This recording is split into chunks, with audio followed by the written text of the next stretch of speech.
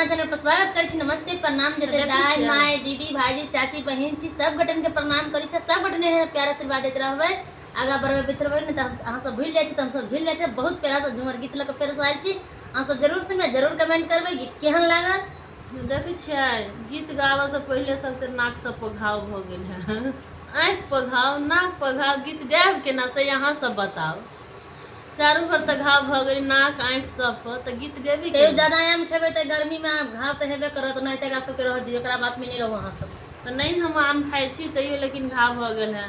तो हम दोनों देवरानी जेठानी फिर साहब बहुत प्यारा सा झूमर गीत है, बहुत दर्द भरा झूमर गीत है। अहाँ सब जरूर सुनबे, जरूर कमेंट करबे। जेकरा सबके पति दुल्हा जे भी कहै छी, तो जिनका सबके दुल्हा होई पति होई परदेश रहे, खास कर दीदी सब जरूर सुनब, उनकर पतियों सब जरूर सुनब कि अहाँ के दुल्हन की कह रहल है। बहुत प्यारा सा झूमर गीत है, एकदम दिलदार मजेदार है गीत, बहुत प्यारा सा। दिन भर बीत जरूर दिन, सही में बात है, दिन भर जरूर गुजर रात तो पति के याद सबके अबै छै। हां, दिन तो बीत कट जाता है, गुजरती नहीं रात। बहुत प्यारा सा गीत है, सब जरूर सुनना, जरूर कमेंट। दीना